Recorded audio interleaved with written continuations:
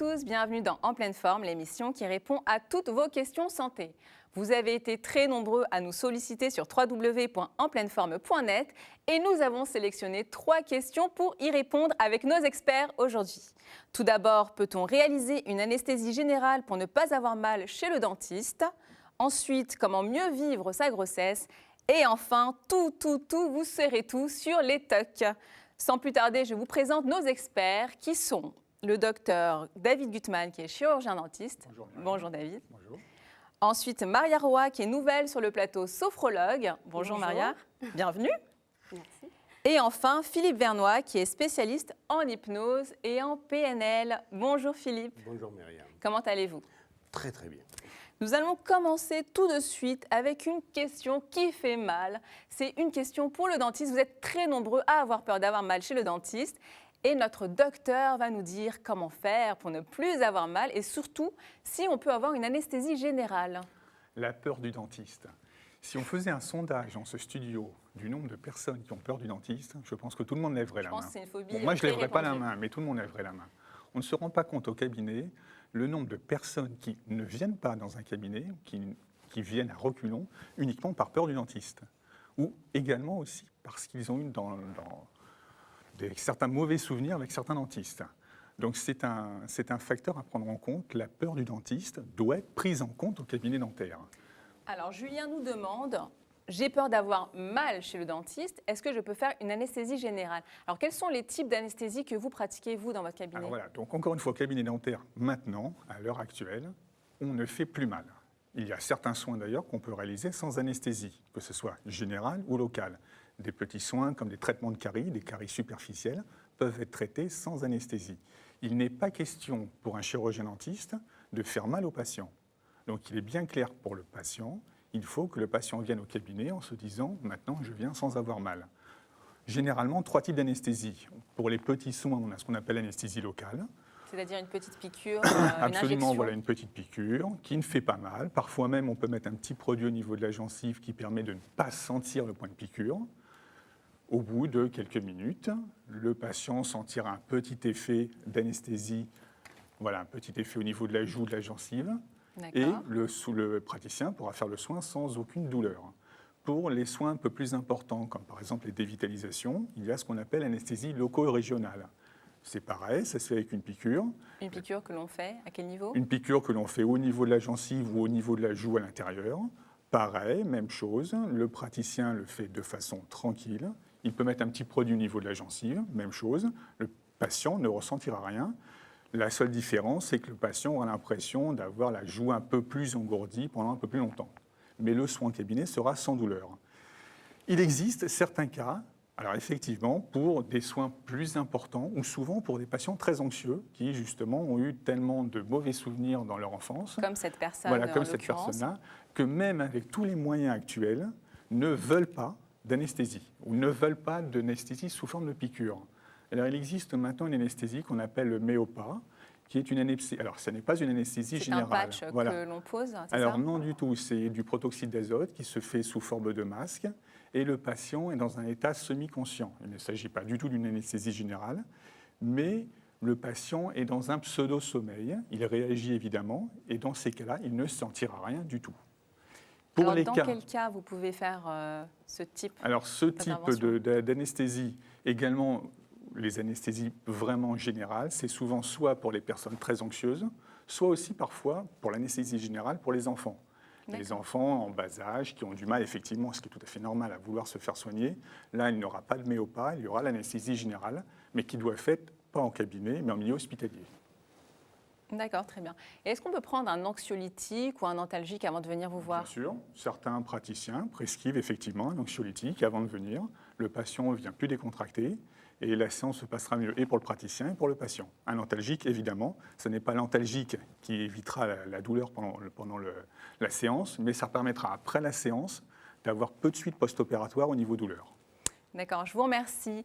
Nous allons passer maintenant à un autre type de crainte, mais il s'agit d'une crainte liée à sa grossesse. Céline nous écrit « Je suis enceinte de 6 mois et j'appréhende mon accouchement. J'ai du mal à dormir, j'ai parfois des contractions. Comment puis-je mieux vivre ma grossesse? Alors Maria, quels conseils on peut donner à Céline pour mieux gérer sa grossesse et sa crainte de l'accouchement? De la sophrologie qui s'applique très bien à une grossesse. Alors tout d'abord, pour expliquer rapidement, c'est une technique psychocorporelle qui tend à développer la conscience de soi. Elle tire ses racines du yoga, du zazen, de l'hypnose aussi.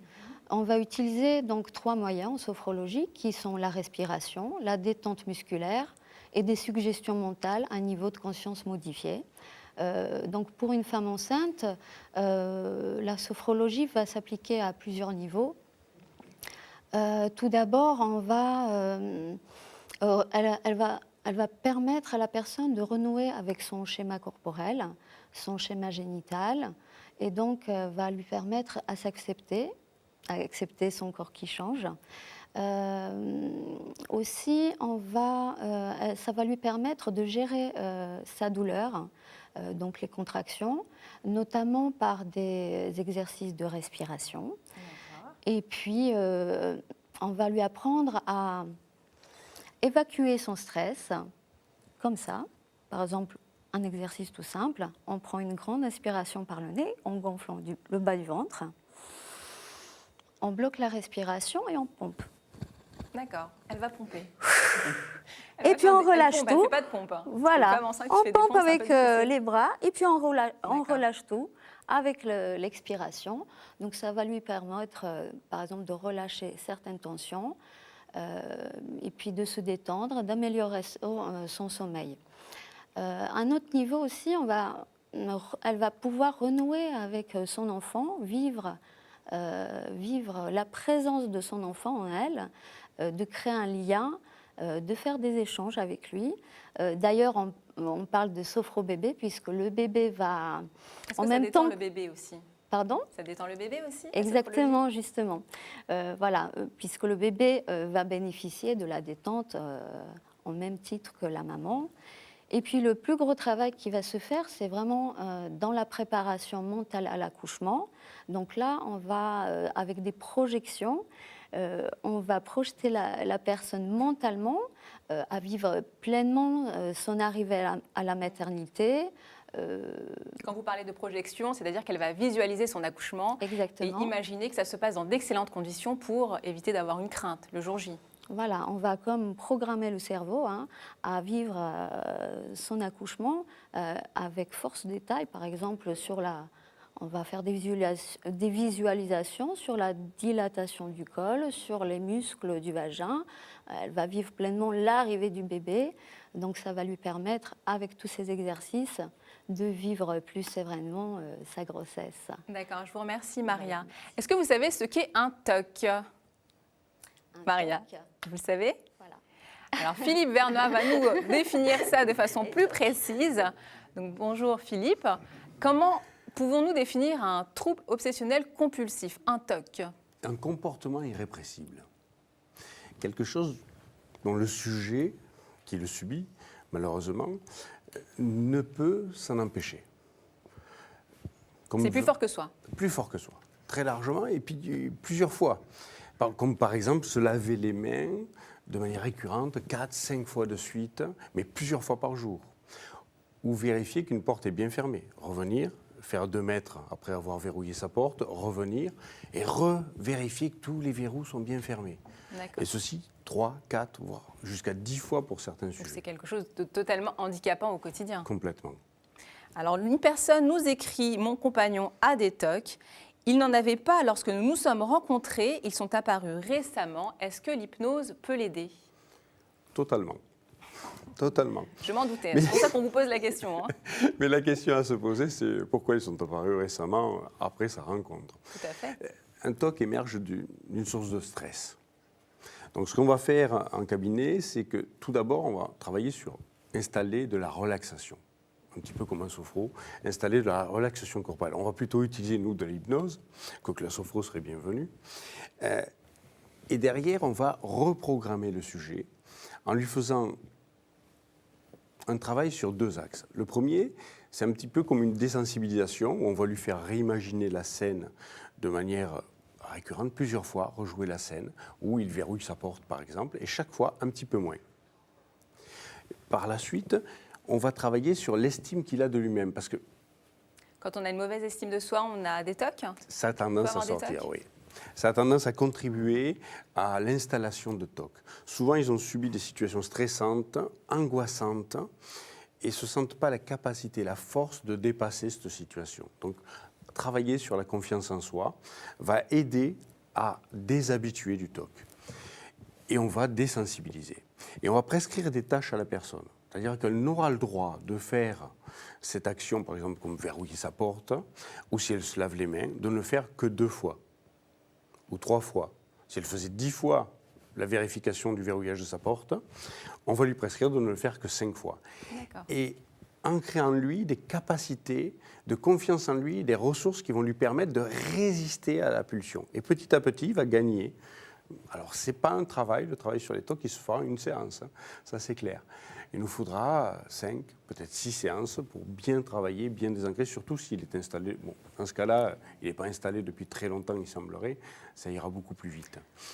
Et on peut travailler aussi sur l'élément déclencheur. Si le TOC est apparu récemment et pas dans la petite enfance, on va travailler sur le catalyseur de stress. Qu'est-ce que c'est qui a permis que ce stress installe ce TOC-là? En quoi ça le sécurise? D'accord. Alors, cette personne qui vient d'avoir un TOC récemment, ça peut être dû à son travail. Quelles sont les causes? Un changement peut-être professionnel, peut-être familial, mais un changement, un bouleversement dans sa vie.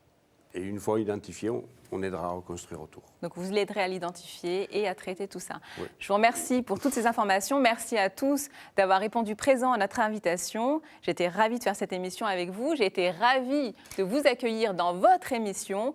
Vous pouvez poser vos questions sur www.enpleineforme.net. Sans vos questions, cette émission n'existait pas. À très bientôt. Au revoir.